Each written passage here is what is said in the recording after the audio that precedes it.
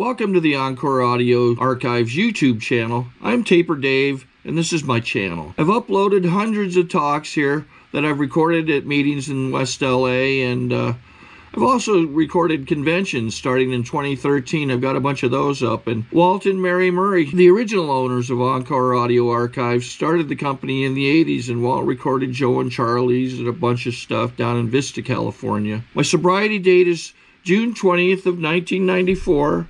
I hope you find something you like, so please like and subscribe to my channel and comment down below. If you want to hear something that I don't have or that you don't see, I'll see that I get it. Anyways, take care and have a great day if you want to.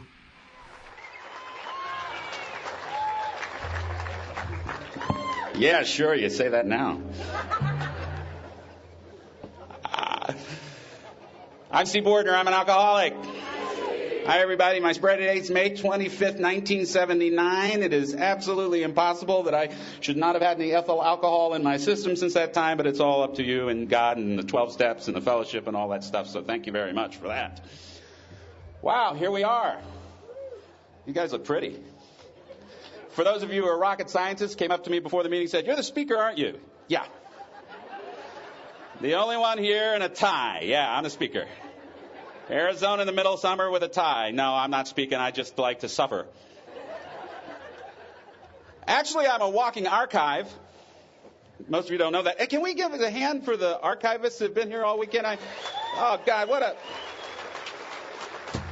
I love archivists. And if you have not gone to Building 1 yet and seen your history, and you need to know your history. I'm a great believer that you need to know your history of Alcoholics Anonymous. Because if you don't know it, then when somebody misquotes it in a meeting, you don't know. Sounds odd, isn't it? That's if you don't know. But again, we've had a couple speakers here that said they could not know, and I'm one of those too. Before I go any further, I want to thank the committee. I want to thank anybody who had anything to do with getting here. I want to thank you for sitting in the seats. I want to thank that part of the convention over there that is listening to me and mating at the same time. Because when you're the Saturday night speaker, all you really are is the hors d'oeuvre before the mating ritual called the dance. Because the rule is you can't hook up on the first night because you might miss it, and then you're stuck all weekend. And you might find somebody better on the second night, so this is hookup night, you know. And I'm going to try to keep you all here just as long as your horny little bodies will stand it.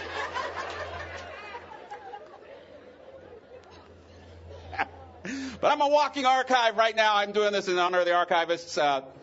The last time anyone wore a bow tie on a Saturday night pitch was 1965. It was Biff G. He was part of the We Are the World group near a Pepsi bottling plant. I also have white bucks on, for those of you who remember what those were. Yeah. Last time anybody wore white bucks when they'd set a pitch, it was Vinny J. In Chicago, 1955, he was a young person, came in from a doo-wop band. He never spoke again, though, because he wore white peg pants, and so they never asked him back. And the last time anybody wore a blue seersucker suit to speak, his name was Robert E. Lee Jefferson David Buford. He was an MD from the We're All Proctologists group. Little spin-off from something that Dr. Bob had going in Akron. No, but just think about that. You know, you have to think, this is why you have to know your history. You're like a drunk in 1936 and somebody goes up, "There's some folks in Akron, they got a cure for alcoholism." Great. There's a doctor. What's he do? He's a proctologist. I'll still drink, thank you. Whatever that cure is, I'm not ready for it yet. I want to thank you. I've had a ball being here, and this is not service, what I'm doing here right now. This is not service. No. Sitting up here for an hour and some minutes talking about me, that's... I'd have paid you earlier on in AA to do that. I haven't done any service since I landed in Phoenix. I landed in Phoenix, and my buddy Doug, who spoke last night, and just gave a great talk. If you were here, you know how good a talk Doug gives. And I just thank you for inviting Doug and me to the same conference. I live on another coast now, and we don't get to spend some time, and he's just like family to me. I hope you have a friend like Doug, because I know that Doug, all I have to do is pick up the phone and say, Doug, I need you. And if it was humanly possible, he'd be there. You know, and I hope he knows that that's true for me, too. Humanly possible. The couple things that might keep Doug from getting there. Speaking at a big conference or a hot date. But aside from that, he's right there for me. But we got in the car in Phoenix and drove up here and ran our mouths the whole time. And then I got to this beautiful room that you guys let me have. I'm sure those of you who are camping and haven't had a shower for a day are glad to hear about that. You can come over to my room. It's $5 a shower. It's not a problem. Nice towels. You know what I love about this? If you've never gone to an AA campout, and I know you can't do this here because of the fire thing, but if you've gone to an AA campout where they don't have the possibility of all of us dying tonight because some smoker lit these woods that are ready to go, the great thing about an AA campout is it's not about sobriety. It's about who can build the biggest fire. Which male alcoholic is the alpha male? Yes, fire. Burn down 2 tents. Yes. The alpha male. More logs, yeah!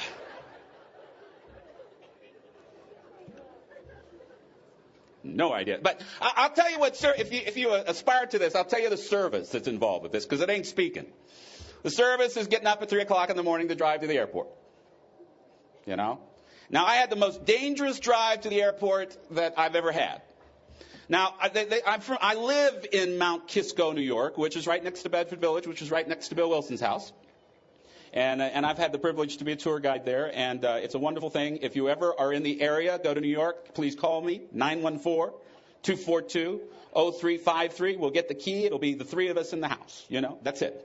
People come out, and they just go on tours. It's just been a wonderful, wonderful experience. But I say I live in New York. I'm not from New York, because so many New Yorkers this weekend have busted my chops because they finally go, a New York speaker, you're from. And for them, from New York means born in New York.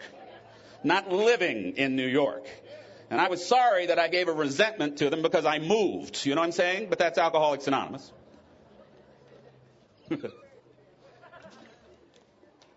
I had the most dangerous drive I've ever had. And I went through Yonkers. I went through the Bronx. No, there they are. I went through parts of Manhattan about 4 o'clock in the morning. That wasn't the dangerous part. Where I live, it's like the woods, and there must have been 15 deer by the side of the road as I'm driving in, and I know I'm going to hit one of them. And at first I thought deer were like alcoholics. I mean, they've got these whole woods, but they've got to eat the grass right beside the freeway. Thousands of acres to eat grass, but right beside. But then I thought, no, if they were alcoholic deer, they'd be in the freeway. Hit me, buddy. Go ahead, hit me. I dare you. No, the deer are really like Al-Anons. They want to get close to the danger, but they don't really want to be a part of it. You know what I'm saying? They like to watch the bucks that get in the freeway, but they're going to eat the grass on the side. Ooh, look at him. Isn't he cute? If I can never get him off the freeway, I'm going to tame that guy. See, I'm sorry, you know, I'm not a drug addict. I'm an alcoholic. If I knew drugs would have made me more popular than alcoholic or more controversial than Alcoholics Anonymous, I'd have done more. And if I'd known that having felony convictions made me an easier person to get a date in AA, I would have had more of those. I got a friend of mine, speaks all the time. Most of you probably heard him. I think he's been up at this convention. And he talks about putting a gun to his wife's head and pulling the trigger, but it didn't go off. And what I love to do is watch the audience when he tells his story, because the sane ones in the audience, the sane women in the audience are going like this. My kind of woman is looking at him going, I wish somebody loved me that much. Why don't you ever put a gun to my head, George? So if you're new in Alcoholics Anonymous and you're a little confused by us, just stick around and don't go away. Because we are an interesting group. Alcoholics Anonymous, the most rigid organization on the face of the earth. And we don't like to think that. I'm sure there's like sponsors that are going to talk to these 4 down here. How dare you move your chairs in the front row? Right on. I got one down here napping already during my talk. You just go to sleep. I'll talk about you a lot, okay? But when I lived in California, there's a meeting in La Cañada, and it's a noon meeting, and they call you kid. Because all the people are, see, the problem with getting time in AA is you get older.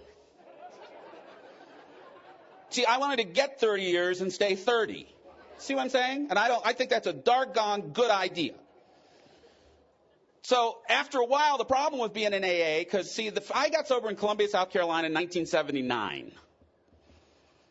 Now, if you've ever been to Columbia, South Carolina, there's a little place there called Fort Jackson. It's a basing training center.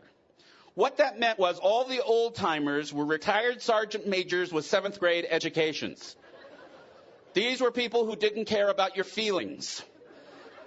They went through World War II without a feeling. Why should you have one? See, my premise is when you're an alcoholic and you call AA, you really don't want an alcoholic on the other end of the line. What you want is a co-alcoholic that's never been to an Al-Anon meeting on the other end of the line.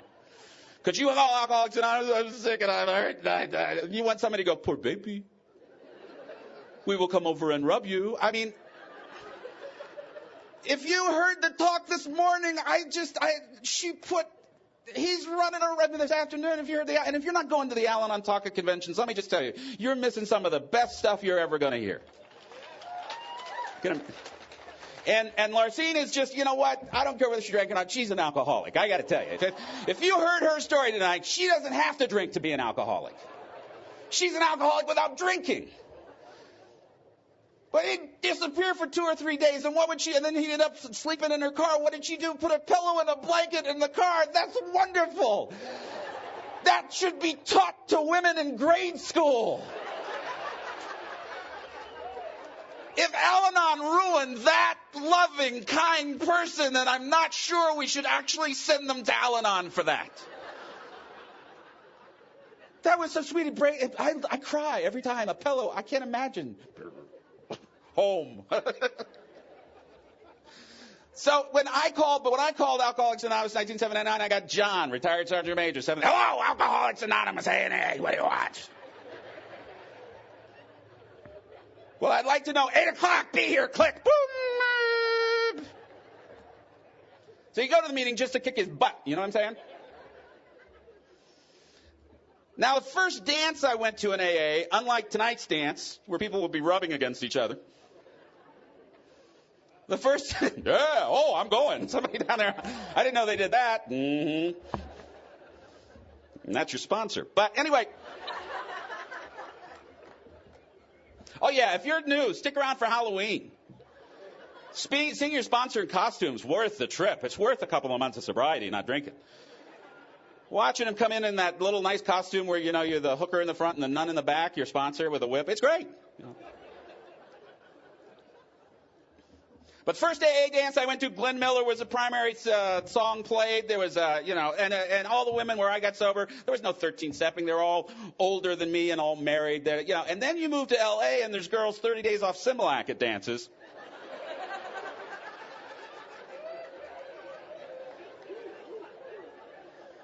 My sponsor says I can cross the street next week if I stay sober. We don't really call them dances. We say, touch them, go to jail. That's what they are. So the problem with being an AA is you come in there sort of a young Turk and you end up the ward cleaver of your group. When you're single, you're looking at this young thing thinking, she's got over a year, I might ask her out. And she goes, you're so much like my dad. I'm melting.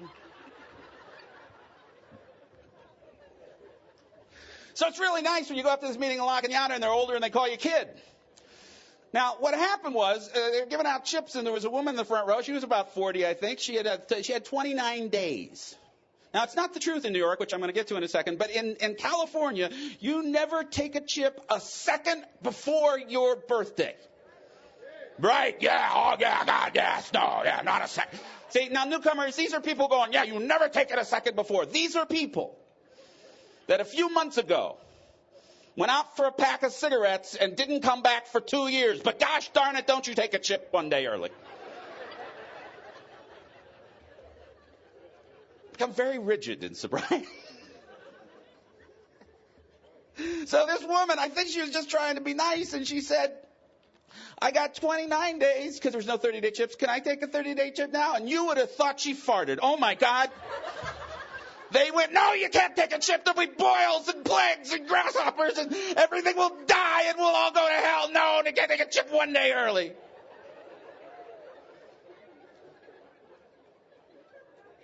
These from people who were not long ago drinking aftershave.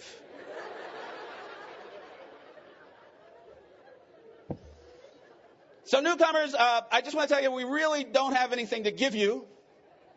If you're like me, and not all of you maybe, if you're like me, you have hopeless alcoholism, no human power can relieve your obsession to drink. You're going to die alcoholically or you're going to have a miracle happen in your life. And we really can't do anything about it. Our job is to entertain you till you get it.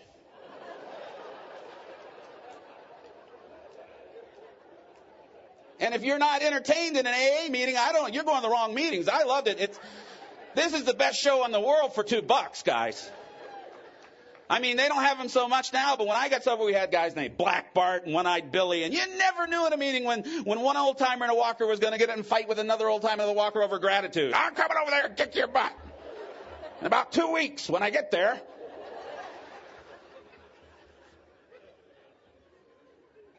So basically, newcomers, our job is to mess with you until you get it. And we mess with you a lot of ways, We mess with you all sorts of ways. We mess with it's like sometimes in AA, no matter what you do, like I said, you can fart and people go, oh, we've rarely seen flatulence this early in sobriety. You're doing well. Keep coming back. But the other great thing about Alcoholics Anonymous is I don't care what you do here, you'll never get everybody to approve of you. And if you're like me, where I've got to have all of you like me. Now, I can live with like 65% disapproval now, which is progress for me after 25 years. But I came in and I needed everybody. No, it's impossible. It's impossible in your home group of 25 people. You don't like everybody. I don't like everybody. But I want everybody to like me, see. It's that dishonesty of the 4-step. I got rules for you and rules for me. I'm always judging me on where I am and you on where you're trying to be. Okay, so the fact is, our job is to mess with you. And then somebody will come up, see, because I don't say what you said, Kara. You say at the podium, you could go, I'm Steve Bordner, I'm a grateful alcoholic, thank you very much. And somebody's going, oh, that was so wonderful, thank you for sharing, you really helped me. And somebody's going, hey, when you going to get honest? And I love it. I love that I'm in a place where I can have to give up getting everybody's approval. It's just one of the wonderful benefits. So, newcomers, what they don't tell you is, I'm going to give you some secrets. I'll probably be shot after this and buried in a hole in the desert. You get to mess with old-timers. And here's how you mess with them. Next year, you get on the Flagstaff Roundup Committee. And you stay quiet until they say, I think next year we should move all these chairs over there.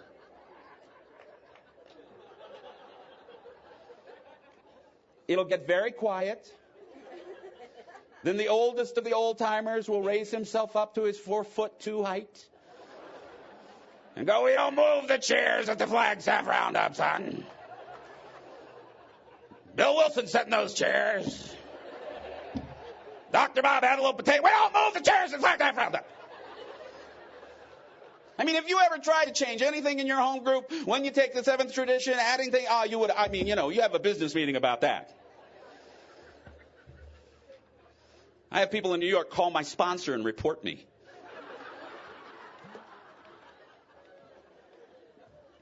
What's he going to do to me? Take away my sobriety? Great, I'm a newcomer. I'll get a lot of attention again. Don't have to drink. What is? It's tough. Newcomers, you get a chip not in New York. You get a chip for 90 days and you get a year and that's it. But in California, you get a chip for 30 days, 60 days, 90 days. We keep giving you stuff until you got a year. Then bupkis for another 12 months. And we pamper you. Oh, you're sweet. You give me so much hope. Oh, I come because you're staying sober. It's great. You get a year. Boom. Oh, you're sweet. You get a year. You're old news, man. You're not the baby newcomer anymore. I just want to say one thing, and Larcene, Doug's birthday is in New York. In New York. I got to know this. Has anybody been here from the first meeting this morning all the way through every meeting? All right, you must be high from the sun. I'm sure if you were here the whole time, you're like blissed out. I might even look like Brad Pitt in Troy. Gentlemen, just let me tell you one thing. Do not take your women to see Troy. Oh, yeah, see, no, this is it. See, this is why we are so screwed up as men. They tell us they want us to be feeling and emotional. No, they don't. They want Brad Pitt as Achilles. Just dig this. If you haven't seen the movie, Brad Pitt is all buffed out and he's a killer with no emotional life. He's emotionally unavailable. First shot, they go to get him. He's in bed with these two women who he's apparently made love to all night. They're so comatose, they don't even wake up. If it was you and me, the women would go, pig. But because it's Brad Pitt, they go, if I was this woman, he wouldn't need to.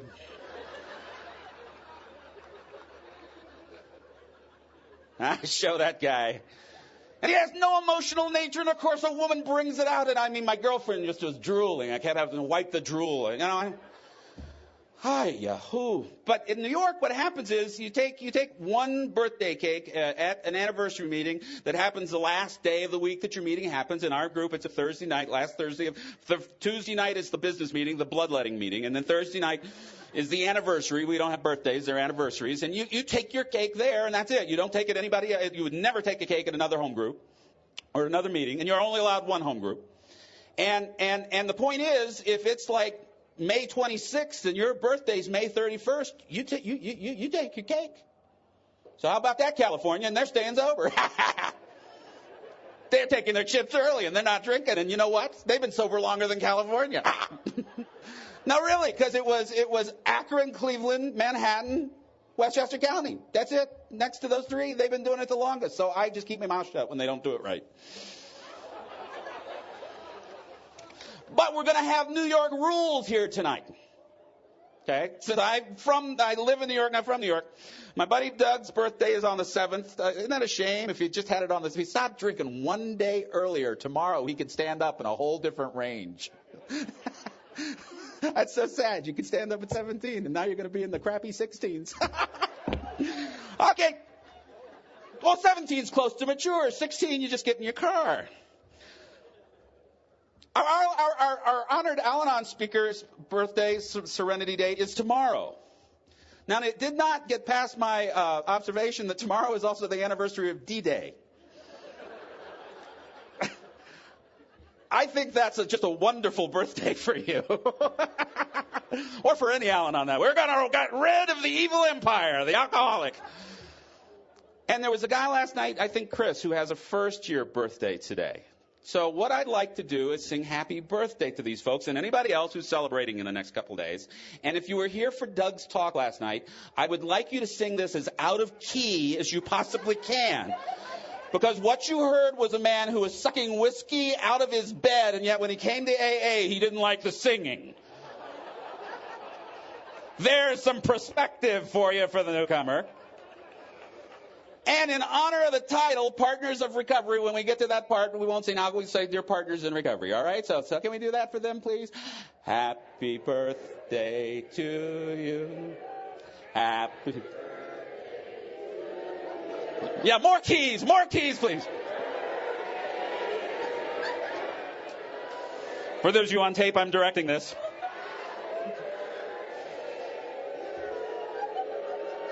Yeah.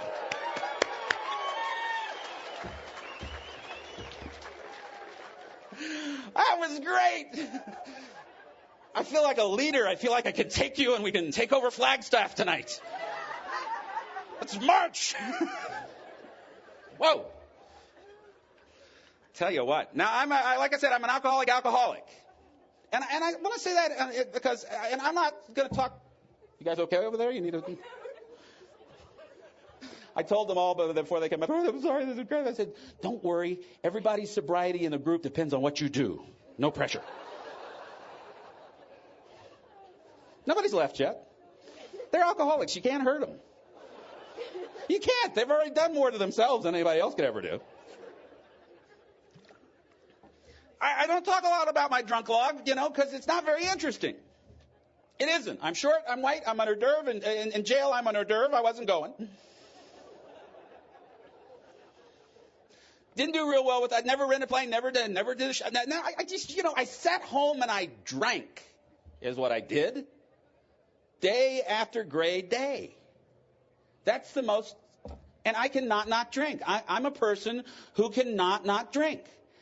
Doug said it last night. We were talking. He was talking about a friend of his he talked to, and he called her and he said, I can't stop drinking. Yeah, that's me. I can't stop drinking, even when I want to. I mean, I know some of you just went to the meeting, never thought about not drinking, went to a meeting, got sober, and you're here. My God, it's just God saying, you don't put me in a bottle. I can get anybody sober. I want to get sober. I'm not sure about all this free will stuff. I think we make too much of it. It's God's universe. He runs it. And he's got stupid rules. Don't get me wrong. I don't agree with all these rules. Lots of rules I don't like. Dying, I don't happy people die. One of the stupidest rules I think he ever made was that he made two genders, and yet after making love, one wants to go to sleep and one wants to talk. What's that about? That just seems to me to be a prescription for trouble. I can just see God up in heaven, come here, St. Peter, watch. They just made love. It was beautiful. Now he's going to roll over and go to sleep, and she's going to kick him in the tuchus. Watch this. You would think, make them both want to talk or both want to go to sleep. Not too easy for God. I would think, you live in California, you would think God could make a planet where all the continental shelves were together. Nope, he didn't want to. Oh, well. Kingdom of God is not a democracy. I don't get a vote. But I am an alcoholic. All I did was, I went to Colombia and drank some aguardiente with communists. I went to a bar and took a couple of hostages. I did some stuff. But, basically I sat in there with my wine and my drink. I drank and I watched. I used to cry hysterically because they missed the word bubble gum on the $10,000 pyramid. And then laugh hysterically because Jillian was leaving Seneca one more time on Ryan's Hope. Then I'd take another drink. That was it. I was just waiting to die. Just waiting to die. And I did a couple things, trying to get sober, never did. Finally, a wonderful therapist who'd worked with me said, you know what, you need to go to AA, pal. I can't help you. And I walked in the doors of Alcoholics Anonymous. Now, this is something I don't understand. I'm sort of a wimpy speaker. Maybe some of you bikers didn't think that because I'm in a powder blue suit. I was a little insulted. A couple of the bikers said, could you weigh my Harley down tonight after the gawk, but...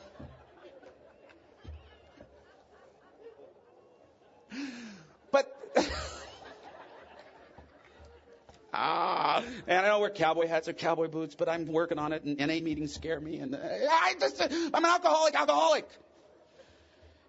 I've done drugs. Don't get me wrong. I've done drugs. I've done most every drug out there. And I bring this up for a point.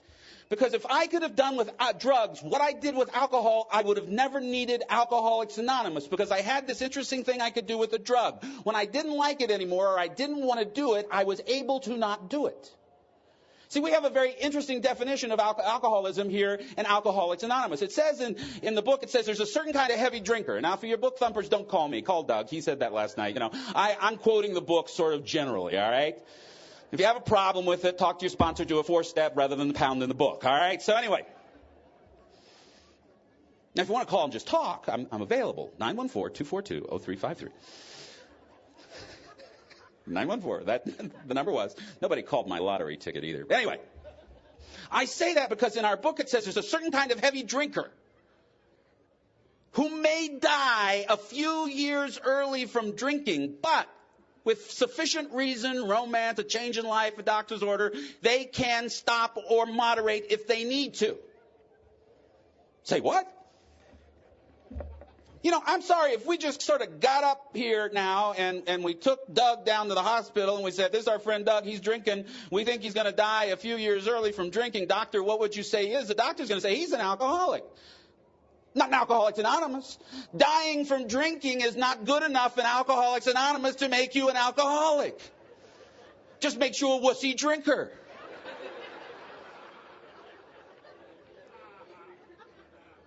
What makes you an alcoholic, I understand, or at least alcoholic of my variety in Alcoholics Anonymous, is everything in your life is right there in front of you. Every loving, good, kind thing. And if you take one drink, you're going to lose it all. And you can't not drink. Can't not drink. Whether it's 2 glasses of wine or a quart of booze. Little drink, you cost me my wife, my kid, my job, my self-respect, every good, loving, kind thing I ever had in my life. Give you one more chance.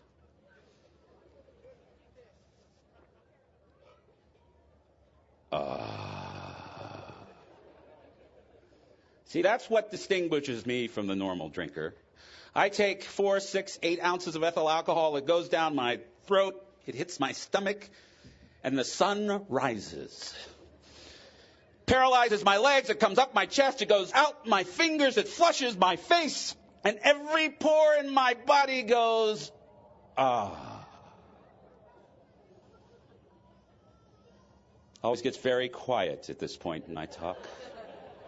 Because you guys are thinking about now, aren't you? You're jonesing just a little bit. I don't care how much time you got. There's a little sweat on your lip and your sphincter's just a little tighter.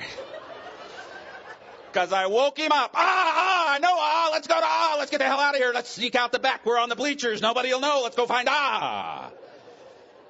You guys got this guy? I got this guy. He talks to me all the time. That's 25 years. He talks to me. I'm a very good drinker. I gotta have just one drink. Just one drink. 5 minutes of Jack Daniels. 5 minutes of Jack Daniels. Yeah. I figured out who he is. He's the Rain Man of demons.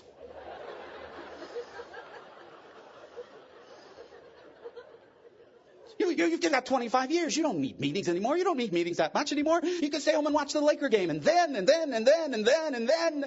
there's that pornography during those basketball games. Alcoholic pornography. The Budweiser bottle. With that little trickle of water going down it.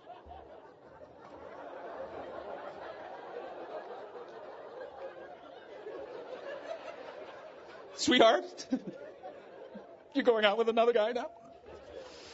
You know what I'm saying? And if you're new, he talks to you a little different than he talks to me. If you're new, he says something like this. Okay.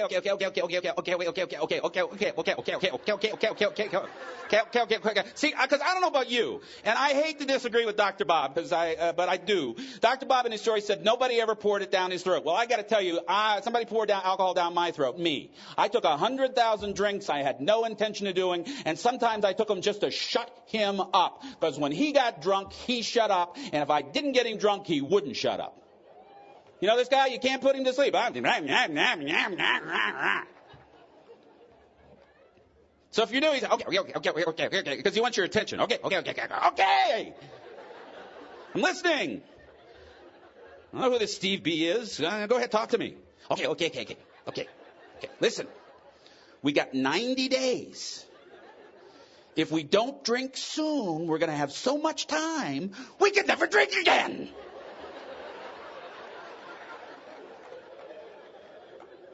Do you see the perfect alcoholic logic of that? See, because the only way to break this down is I've got 90 days, my life is kind of good, therefore, and if I continue not to drink, my life should at least stay the way it is or maybe even get better. Not in alcoholic land, 90 days, feeling better, drink. See, in AA, we talk about insanity is doing the same thing over and over again, getting different results. You know what? Yeah, that's true, but I've got to get better to get that kind of insane. Because outside of a spiritual experience, I'm insane in a whole different other way. I am psychotic when it comes to alcohol. I may be sane in the rest of my dealings in life, but I am psychotic when it comes to alcohol. And you know the difference between a psychotic and neurotic. A psychotic really doesn't know that 2 and 2 equals 4. A neurotic knows that 2 equals 4 and doesn't like it very much. See, you guys are all neurotics, you know. You know the speed limit's 75. You just don't like it very much. It's like me. I put my hand on the stove because they told me it was hot and I got to figure out for myself. You put your hand on the stove. Usually it's a woman. And you go, oh my God, the stove is hot. Please make it stop. And God goes, take your hand off the stove. Isn't there another way?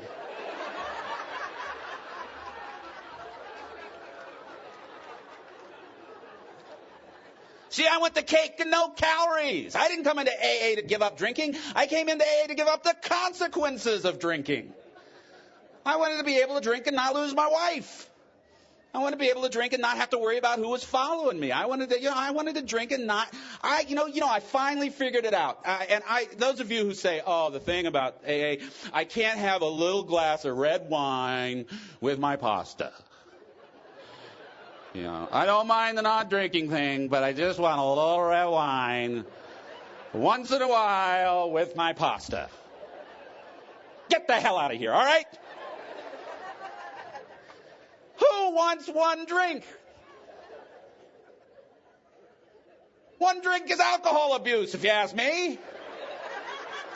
That's abusing alcohol. No, I wanted to be you know who I wanted to be? I wanted to be Frank Sinatra.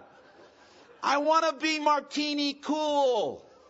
I want to be able to get good and drunk anytime I want to, and the next day slap my face, get up, and not think about it for another 3 or 4 weeks. That's what I want. That's what I always wanted. I just can't do it because I have a physical allergy to the drug ethyl alcohol. When I take it in, it sets up a physical craving. Now, for those of you who think this is about willpower, I was told that willpower doesn't work on 2 things, alcoholism and diarrhea.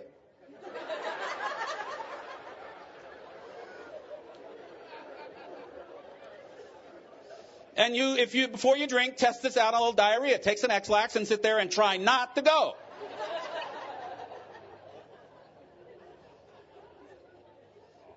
My friend Marie Stenners passed on used to say that the 12 steps were like X-Lax.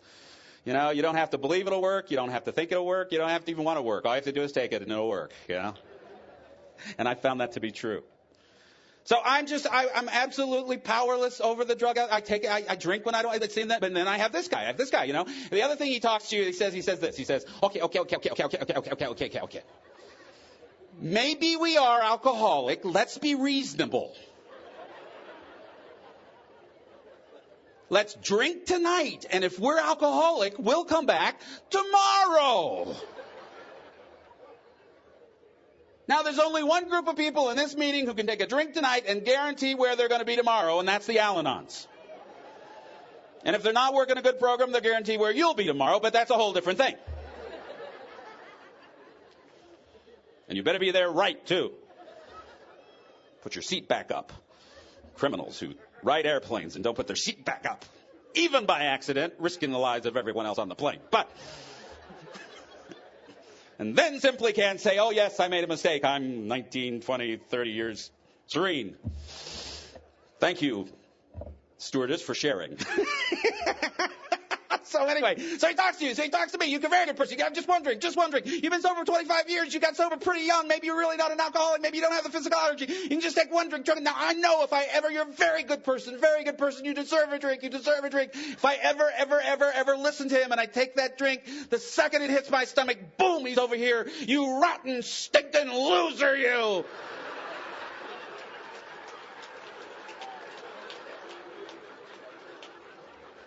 You just spent 25 years away on a drink. Why don't you drink your miserable self to death? And if I could ever get him out in front of me, I'd go, you guys aren't very consistent. I kind of go, we don't have to be. We're demons. We get to lie. Our job's to kill you. So why do you listen to us rather than your sponsor?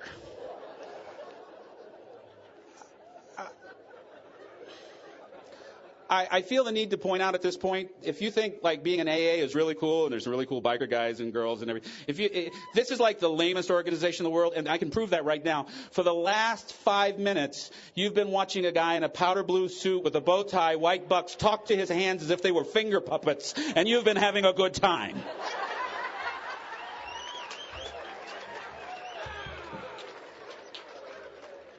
There's nothing lamer than that, all right?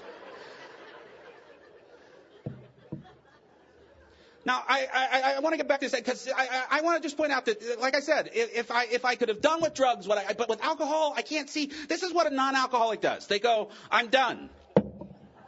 Now, for those of you on tape, come to the convention next year because you'll have no idea what I'm doing. And they go, I'm done.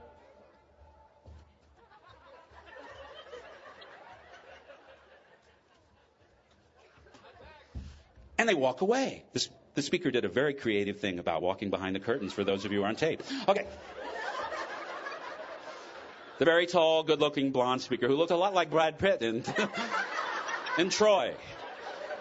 Who only needs the right woman to bring out his emotional nature. 914-24...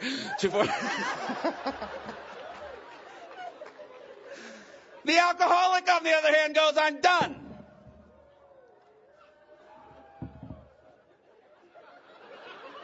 I don't know what they're doing over there, but they're having more fun than we are. I think that's the dog show, too. I'm a little worried. A little worried. Yeehaw! Okay.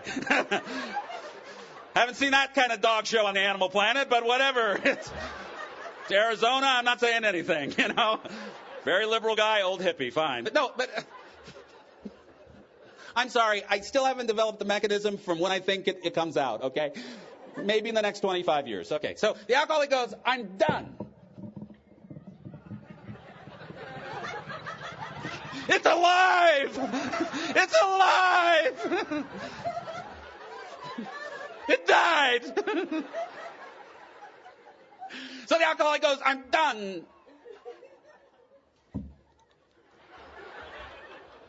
One more.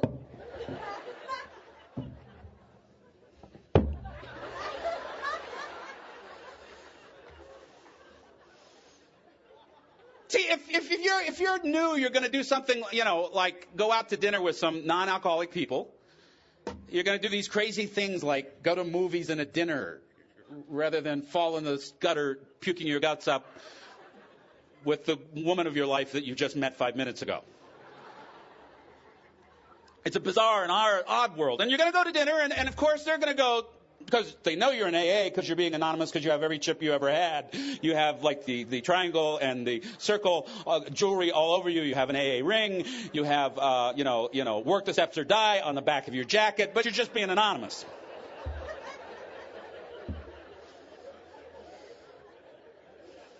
And they go to you, do you mind if I drink? And you go, very spiritually, I stopped drinking, the world didn't. Now, these people are going to piss you off. I can say piss you off because the Al-Anon speaker said piss you off, so she was pissed off, so I can say that word without cussing. It's been approved, been run through. It's within the rules. Not breaking any rules here. But I probably will. Anyway, because I can't help myself. So anyway, these people can have anything. Kamikaze, Long Island iced tea, a drink I never had. You know what? It never fails. Every time I say that, people encourage me to relapse. Oh, man. You never had a Long Island iced tea? To hell with the 25 years, Steve. Go have one of those. We'll let you come back. Jeez. Never had a St. Pauli girl. Never had sex on the beach. The drink. Never had, or the other thing. Honest yet, So, a lot of sand. I don't think it looks anywhere like from here to eternity. I really don't. But anyway. And these numbnuts can have anything, and they're going to go, well, it's been a tough week. I've had a really tough week. I think I'll have a white wine spritzer. On the rocks. Not too much wine. And you're going to find, for some odd reason, you really want to reach out right then and hurt them. You might go to the bathroom, get on the cell phone, call your sponsor. They tell them, don't hurt them at dinner. Go back. But you're watching them, because if you're like me, you had 3 or 4 before you went out. You catch a couple on the bar when you're going to the John. You're pretty loaded. They don't know it. And so the fact is that they sit there and they sip it, sip it, sip it, sip it, sip it, sip it. I mean, you can tell the difference between a non-alcoholic and an alcoholic. Alcoholics gulp. Non-alcoholics sip. They sip and sip. And all the way through dinner, now it's time to go to the movie. That last time I remember this happening, it was the Titanic. Another movie that just made totally, absolutely no sense for us men with women. Leonardo DiCaprio, and after Brad Pitt, this was the worst thing. Listen, I want to tell you one thing. If I'm going to freeze to death in 4 hours, I can have a good relationship with a woman too, all right? What I wanted to see was those guys 5 years later when he wanted to ride the wild horses and she wanted to buy China. Then I wanted to see how they got along. So anyway, it's time to go to the movie, and you know what? There's still wine in the glass, which we all know is absolutely against the rules. Leaving alcohol on the table because they're finished. And you can't let this happen for some reason. You go, you just want to drink that? You want to go, why don't you finish your drink? Well, we got time. Oh, no, I'm done. Oh, yeah, but I know you're done, but why don't you finish your drink? No, I don't want no, look, just finish your drink, all right? Look, just do this. We'll get the hell out of here, all right? But if I did that, I'd get sick. Then why the hell do you drink?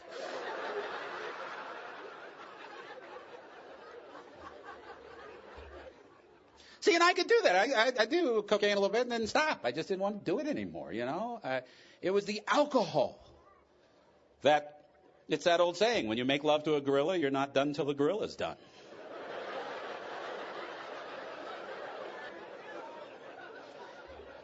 And gentlemen, you may be the most straight guy here, but it don't matter if it's a male gorilla either. That's why I'm an alcoholic. Now, I just want to clear up anything because I don't do drugs. I don't do drugs for a couple of reasons. For me, they would interfere with my spiritual relationship with my God. I don't know what's funny about that, but okay. Doug and I went to Sedona on Friday, and we were looking at a bunch of art, and we went to one place where there was a bunch of African art, and there was this one statue, I just loved it. It was of a woman, and she was obviously pregnant, and she had two legs, and then she had something very like Picasso-esque coming out of her stomach, going into the ground. And I don't know, I thought it was kind of maybe a symbol of the fertility and Mother Earth sort of thing. And I asked the guy, I said, what does that mean? And he said, well, this particular group of people in Africa do a lot of hallucinogens when they do art, so we really don't know what it means. They were just loaded.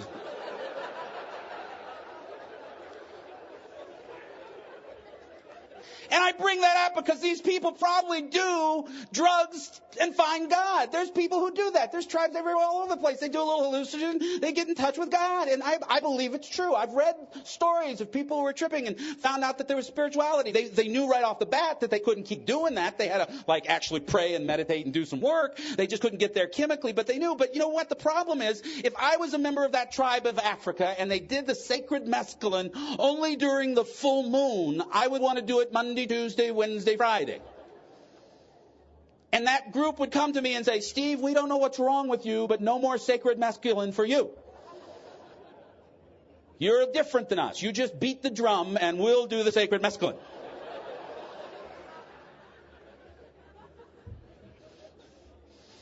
The other one reason I don't do drugs is it would ruin my effectiveness in Alcoholics Anonymous. If I'm smoking a little doobie once in a while and being honest about it, I'm not speaking here tonight. Probably not sponsoring people. Probably, you know. And you know what? Newcomers, this is totally and utterly contradictory. It doesn't matter. It's just the way it is in AA, so you might as well accept it.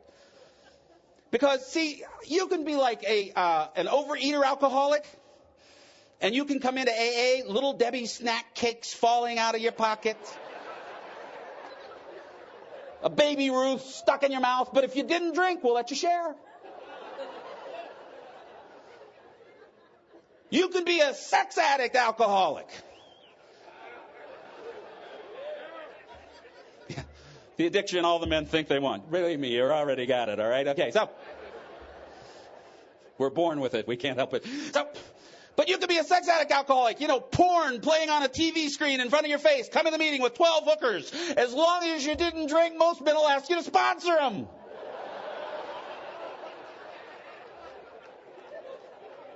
But if you're a drug addict alcoholic and had so much as one hit off a doobie, we don't want to hear a damn thing you have to say. And it ain't going to change. It makes no sense. You know, an addict's an addict. A food addict to me is as bad as an alcoholic. You know, I got to tell you, I've dealt with them. Food, man. But it doesn't matter. It's just the way it is. And you know what? No drug ever gave me the feeling that working with a newcomer does. There's nothing that like I get from being here that rivals any experience I had with a drug. Now, I'll tell you what it does rival, my experience with alcohol. If I look at the experience I had here, look, see, I understand why people drink. I'm okay when I drink when it's working. I'm okay. Everything's all right. I'm not scared anymore. I'm everything I feel. Everything. My friend says when I look the worst on the outside, I feel the best on the inside. So I understand why alcoholics drink. I understand why you might want to drink tonight, because I know that, I had a friend of mine that I sponsored for a long time, and he went out behind cocaine, and he didn't drink for like a year. And then one day he went into a bar and he had a beer, and he said one of the most frightening things I've ever heard anybody say when he came back. He hadn't had a drink in 13 years, and he had a beer, and he told me, Steve, for 30 minutes I felt the best I ever felt in 13 years. See, I have no doubt that if I took a drink tonight, ethyl alcohol would do to me what it always has done, because no matter how I've grown spiritually, mentally, physically, I have not gotten rid of the physical allergy to drug ethyl alcohol. And you know, we hear I talked about the insanity. We hear so much insanity in AA, we don't even realize it's insane. We hear somebody go, you know what, I got out of treatment, I got a little apartment, and then I got a car, and I got a job, and I got a girl, so I thought I could drink, so I drank. And we kind of go, yeah, I know. Say what? That is like so insane. We should take them to the psych hospital.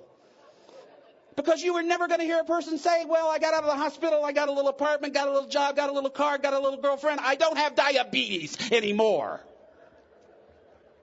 The heart condition went away because I have a car. But somehow we think a job and a girlfriend and an apartment cures alcoholism. Totally and completely mad. Psychotic. See, that's what I said. When it comes to AA, when it comes to alcohol, I am psychotic when here. It's like I cannot remember with sufficient force the suffering of a day, a week, a month ago to remember that the stove is hot. I think this time I'm going to take a drink and it will be different. And there are very few allergies that have this. Listen, you know, people who get hives from strawberries don't have an organization like this. There's no place right now where there's about 1,800 people who are recovering from strawberry hives. There's no meeting where people go, how long you off strawberries? 25 years. Wow. Whoa, man, you haven't had a strawberry in 25 years? Nope, not. Grace of God. Grace of God. Do you ever want a strawberry? Oh, many times. Many times. Quite often. Got to call my sponsor when I want a strawberry.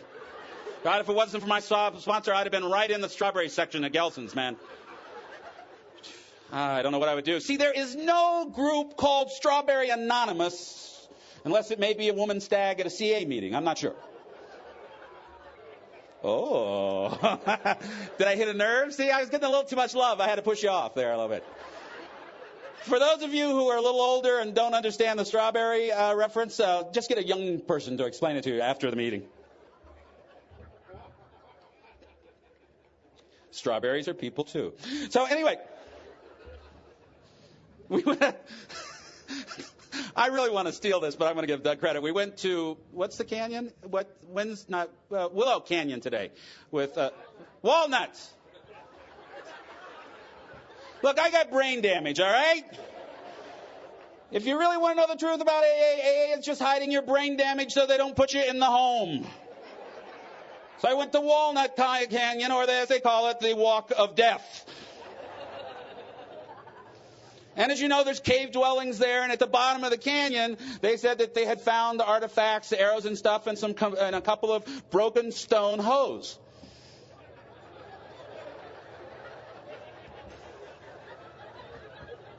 And Doug in his inimitable South said, well, I got those in my meeting already.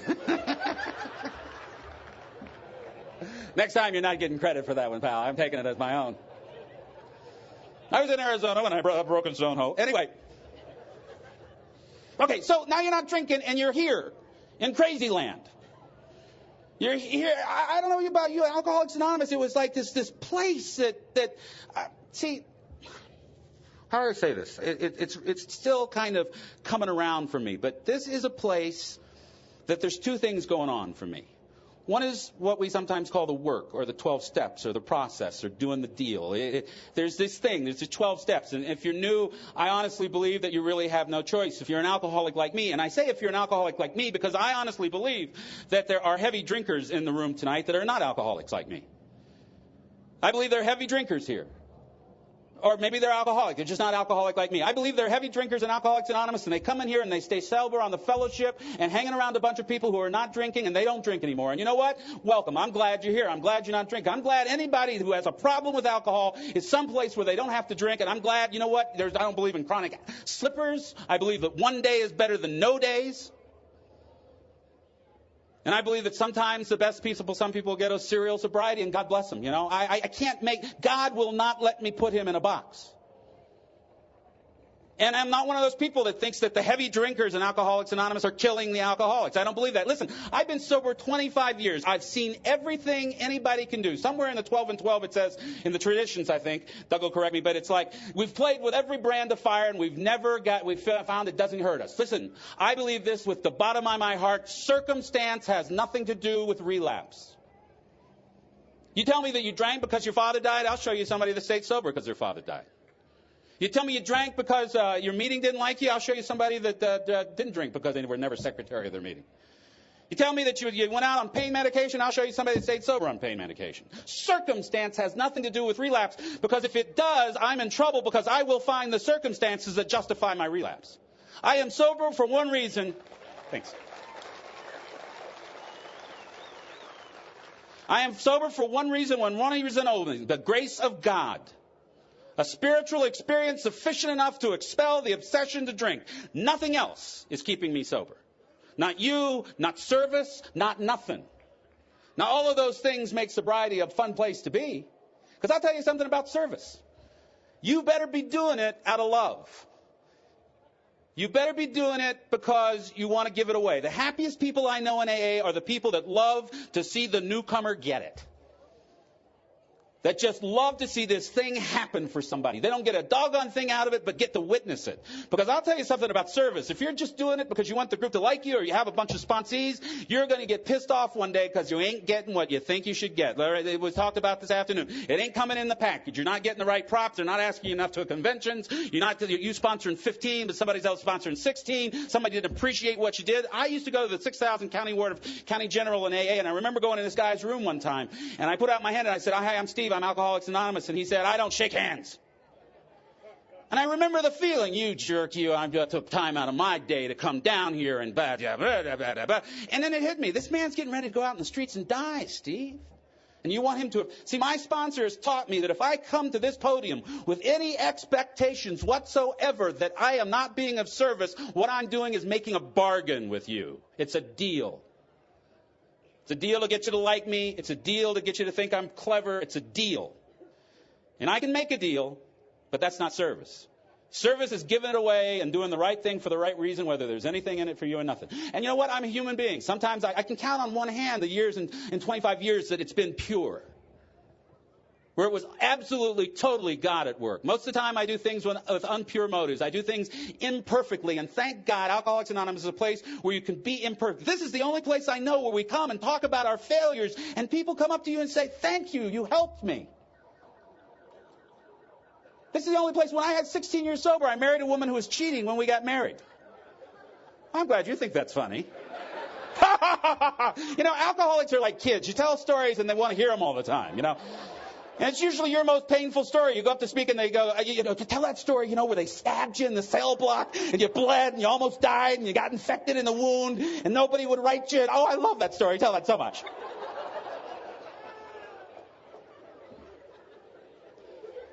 And I wanted to explain the rules to cheating to her. I said, you can't cheat. The problem is she didn't understand the rules of cheating. You don't cheat during the marriage. Right? Ceremony, I mean. It's during the ceremony, before and after, not actually during.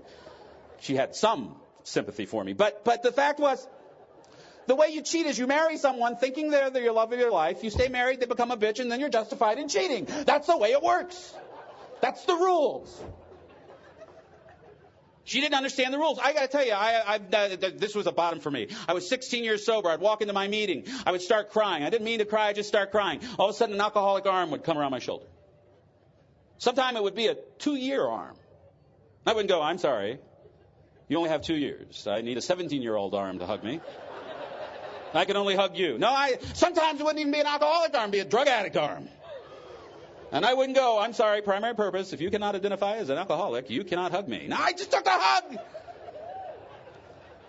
I'm only an alcoholic. I believe in primary purpose, but when your guts are on the floor, you just take the hug. None of that stuff matters anymore for that moment. And you know what? I was allowed to be the hurting alcoholic in the room, and people would come up and say, "Look, Steve, Jesus, I'm sorry this happened to you. Let me tell you, if this can happen to you at 16, then, I realized at 5 I don't have to be perfect. You're right. The best you ever get here is human. It's the best you ever get." That's recovered when you're a human being and you can hurt because life hurts. Let me tell you something. I believe life breaks your heart. I had a friend of mine who died a number of years ago. I love this guy. I'd give a couple years of my life to have coffee with him again, you know. He's one of my best friends. I could sit down with him, and it was like, if I hadn't seen him in a while, it was like we never stopped seeing each other. And cancer took him out. It took him out really quick, you know. And it broke my heart. But I was glad I had a heart that could be broken, and I didn't have to numb it with alcohol and drugs. See? I don't like death. I don't like that, you know, if I ever come back here and speak again, I want all of you in the same seat, same place. I don't like change. But that ain't up to me. God still is changing. Let me just tell you a little bit about what God's doing in my life. And it's working on two levels. The reason I got to New York, and you got to be careful if you know, what I was going to say though is, you know, in 25 years I've seen everybody do everything. I went through the prosperity is your divine right phase. Remember Terry Cole Whitaker, that whole thing, went through that part.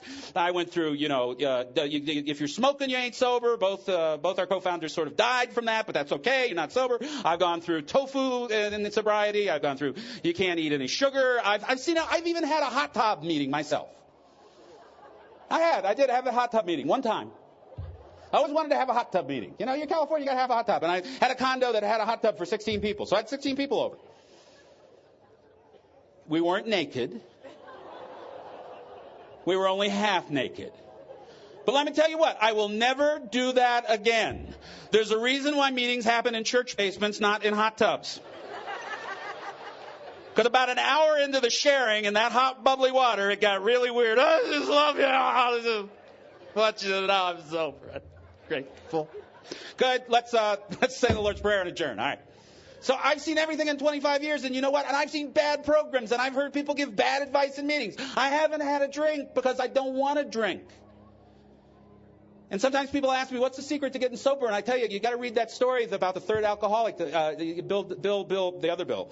And because when Bill and Bob 12-step him, there's a point in there that shows you, and it's mentioned in the big book, exactly what it takes to get sober. Exactly what it takes on the human side.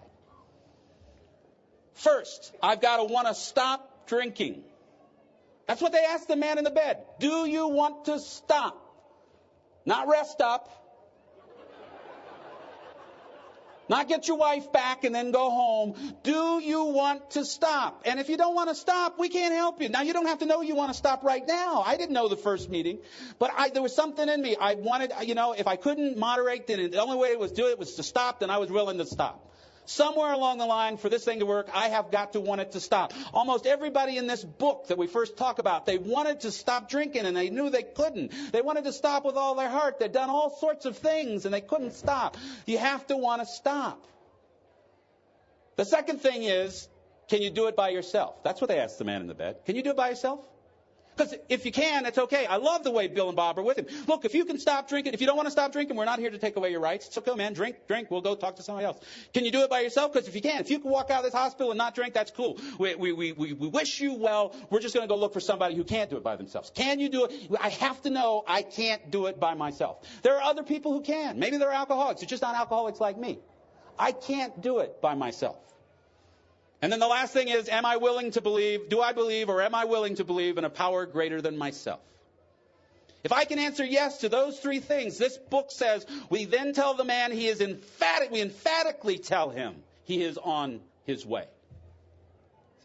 And I believe until those three things happen, I can talk about the steps. See, I sat in a meeting in 1979 next to a guy just as smart, just as bright, maybe with more reason to live than I did. And I heard you people talking, and I heard you saying steps, and you don't have to ever drink again, and keep coming back and get a sponsor and get a home group and blah, blah, blah, blah, blah. And this guy, I know he was hearing blah, blah, blah, blah, blah, blah. Not because he didn't want to live. He couldn't get it yet. It wasn't his time. And that's the scary part. See? That's the scary part, because what I have found is, what I've come to realize is, one day I drank, May 25th, 1979. May 24th. May 25th, I didn't drink. I had no program. I had no sponsor. I had no home group. I had nothing. I just wasn't drinking. And I'm a guy who I'm not one of you who could go a year without drinking or two. I never went a day without drinking when I was finally into the alcoholism. So what happened? Why was I able to not drink one day and the day before I wasn't? I hadn't done anything. I hadn't changed anything. It just was a gift that was given to me. And once the gift was given to me, then I could accept what you had to say. And I'll give you two examples of that. You know, it's called slow-briety. You know, it took me 20 years to learn how to drive sober on the freeway. Because there's only one of two ways for an alcoholic to drive on the freeway. You know, if they're tailgating you, there's only one of two things you can do. You slow down so their head gets big and their eyes explode. Or you let them get around you and you tailgate them. But the idea of getting out of their way and just letting them go on, God bless you, see you later, and not being highway patrol, never occurs to you. Took me 20 years to be able to hit the brake when I'm being tailgated and to get over and not hit the brake. 20 years. Slow-briety. I drive pretty sober most of the time now. I'm happy with it. Took a long time. But then there's the stuff, and I'll tell you, I just was in a situation. What I said, the way I got to New York was it was an amend, and I really feel sorry for the newcomers because there's no way not to make amends anymore because of the Internet. With the Internet, you can get in touch with anybody you ever met. Little Joey in 3rd grade that you pushed in the mud, he's on the net.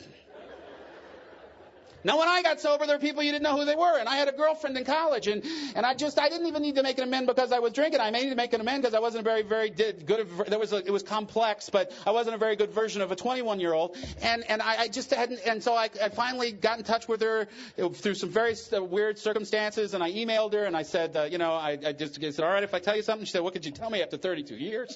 And I said, well, I'm sorry for the way I behaved. And she came back and she went, are you doing that 12-step thing? And her sister had been in the program, and so she kind of knew about it. And we got to talking, and then we got to talking on the phone. And you know what? That 32-year-old spark got lit. And I went to see her on Mother's Day, a significant day for alcoholics. And we fell in love again. And her daughter was born. Jessica is 13, almost 14 years old. Her daughter was born. She's a beautiful, beautiful child, but without a lot of oxygen to her brain. And so Jessica is 14, and she functions at 18 months. She can't speak words. She's in a wheelchair.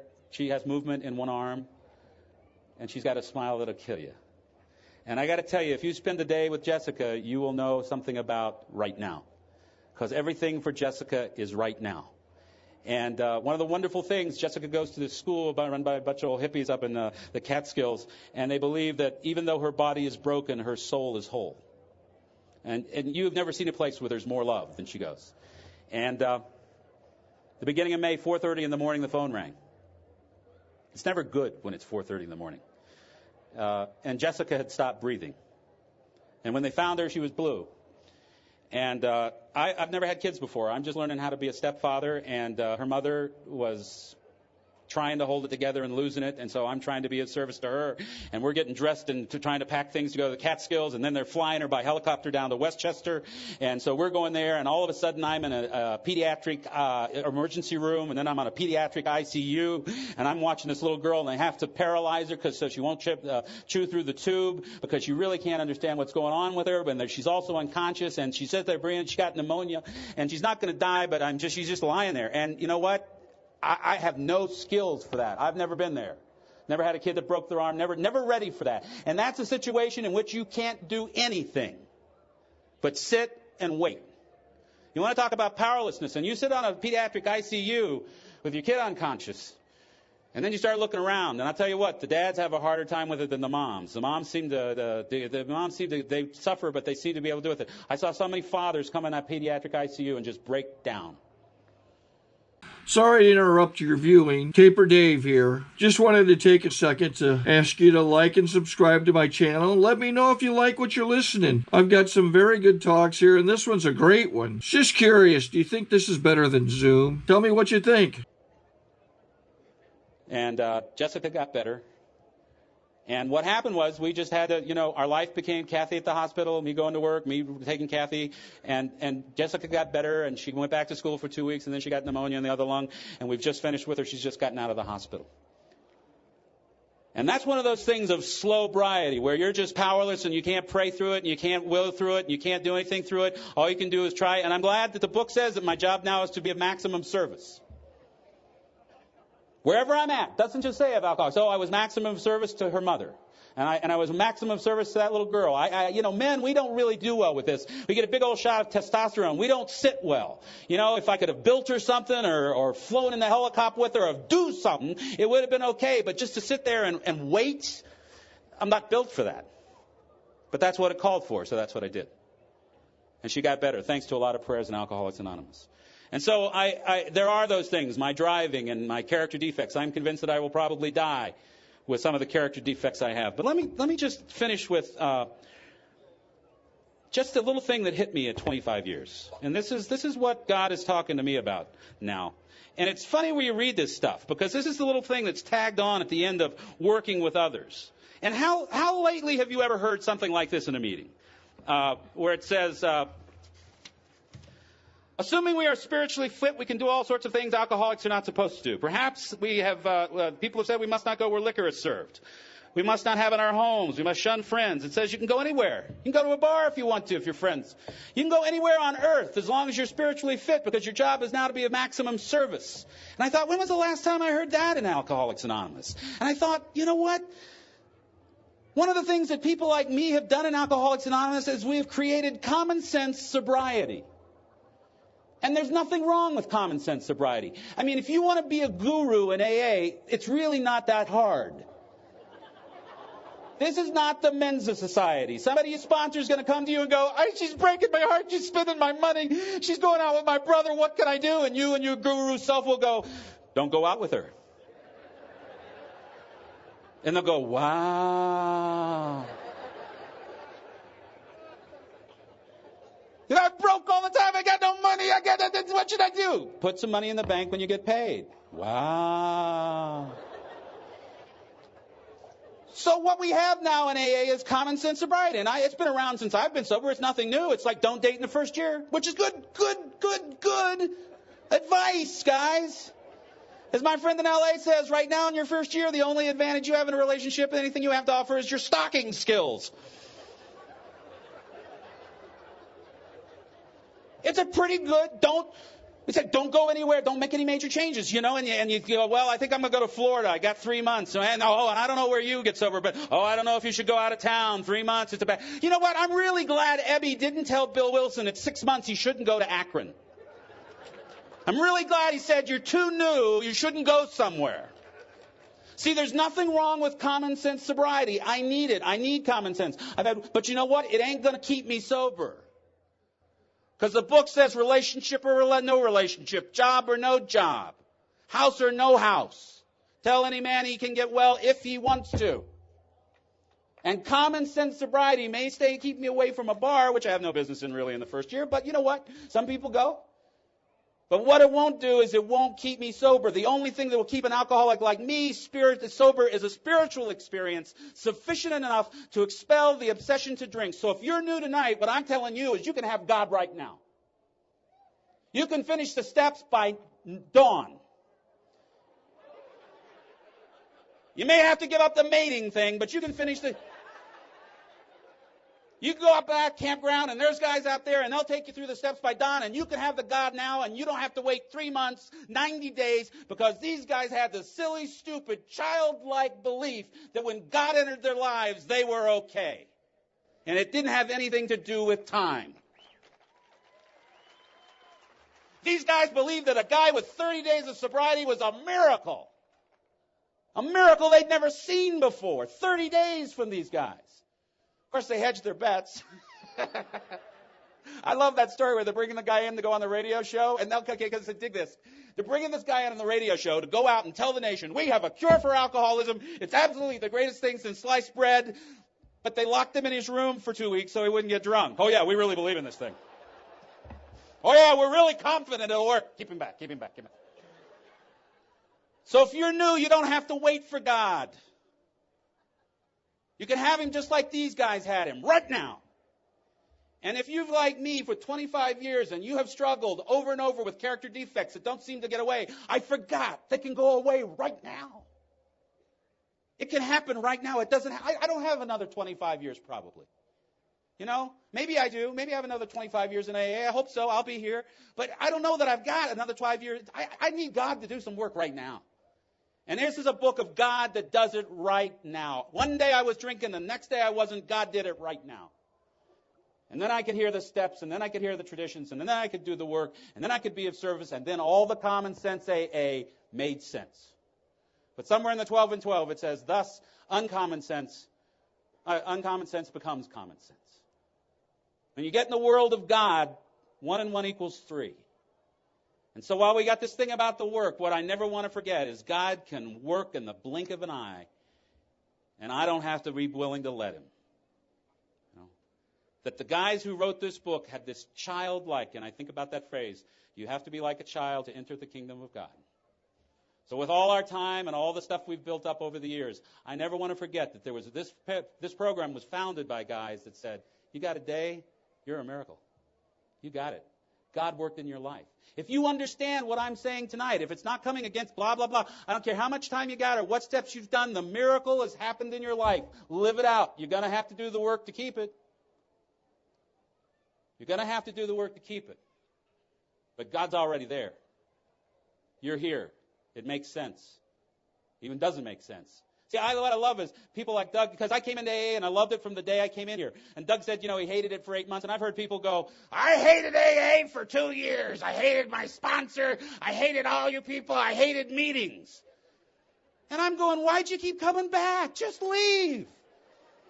That's like the most alcoholic thing, to keep going back to a place you don't have to go that you hate. Nobody's going to notice if you go.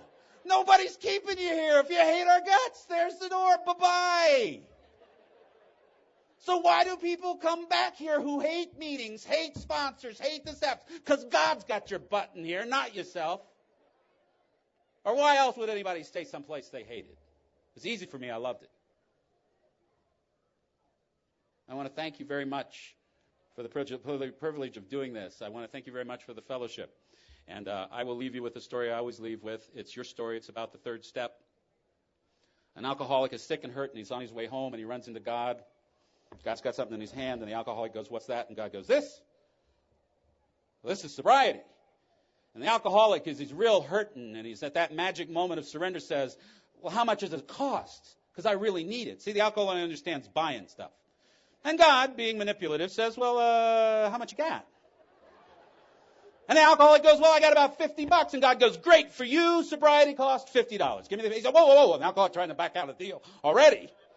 He wanted to get sobriety. He didn't want to give him all his money. He said, look, if I give you all $50, I won't have any money, gas for my car. And God goes, oh, you have a car.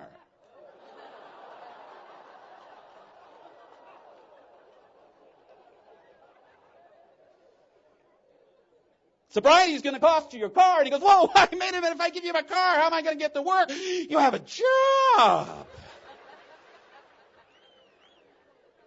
Well, I'm sorry, but sobriety costs you your job. He says, wait, well, if I don't have a job, how am I going to pay for my house? A home? You have a home? My list had you in the cardboard box down by the railroad station. No. Sobriety costs you your home. He says, well, if I give you my home, where will my wife and kids? A family. That's right, you have a family. I forgot, no, sobriety costs you your family. And the drunk gives you, well, if I give you all that, what good is my life? And God goes, that's right. Sobriety costs you your life. And because the drunk is at that magic moment of surrender, he's willing to give God his money and his car and his house and his job and his wife and his kids and his life. And his father gives him sobriety. And then he looks him deep in the eye and he says, all right, I'm going to give your money back, but it's not your money anymore, it's my money. You get to spend it for me. I'll give you your car back. It's not your car anymore. I want a couple of people capable of throwing up in there, going to a meeting. Because it's not your car, it's my car. My car, my Mercedes, my Harley. My Harley with I don't care much chrome. I don't care if you have the live free or die and ride thing with no helmet. My Harley. My Harley, but you're going to drive it for me. Give you your job back, but your job isn't about being famous or being anything. Your job is about going to work and being something like me to the people you work for, because it ain't your job. It's my job, but you're going to work it for me. I'm going to give you your house back. It's not your house anymore. It's my home, but you're going to live in it for me. I give your family back to you. You know, based on your behavior, they have a right to say your name, spit, and never talk to you again. But I'm going to give your family back to you because it's not your family anymore. It's my family, but I'm going to let you take care of them for me. I give you your life back, and it's never your life ever again. It's my life, but you get to live it for me. That's the deal I believe a loving God cuts with all of us in the third step. My life is done. It's over. It's finished. And I get up in the morning, and if I just pay attention, I know what my job is to do. It is to be of service to everybody I run into and let God take care of me getting what I'm supposed to. Keep coming back.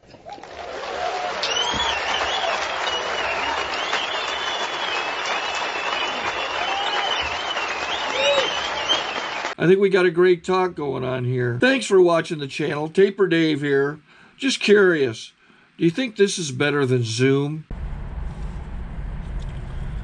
Okay, this is how I prepare my drone for launching.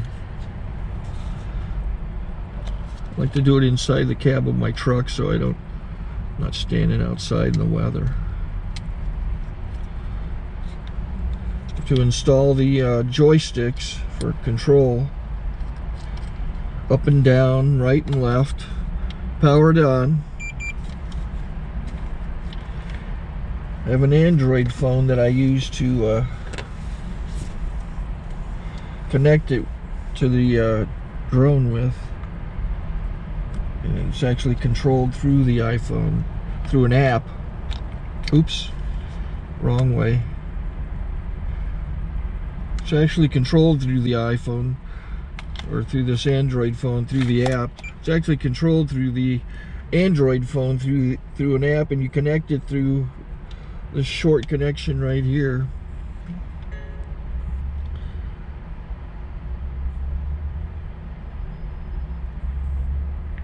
Remote control connected. Remote control's connected. So I pull out the drone. I have to extend the legs. Long legs extended first, then the short legs. Remove the gimbal protector. Set that aside, then power it on one short burst and one long burst. I lay it down. So I have to go to calibrate. So the drone's not connected yet. It shows you here as this drone gets disconnected, even though the remote's powered on. So the drone has to establish it's connected. So I go into the app to calibration mode. First I'll calibrate the remote controller. Start calibration. Out, in, oop, out, in, up, down, and then this little wheel is to control the gimbal. So it's calibrated. Go to gimbal calibration, start calibration, and then it calibrates the gimbal. I don't know if that shows up. The gimbal's moving all over the place. Changes, you can see it on the video. And I'm calibrated to take off. It's acquired 7 satellites at the moment. There are 26 satellites up in the sky, which it has to acquire before you can take off. So it's connected. It's got enough satellites. This is white. I can go to press this little arrow button, swipe right to take off, and it would start the motors if I slid this to the right. But I'll wait till I get outside. Don't want to do it inside.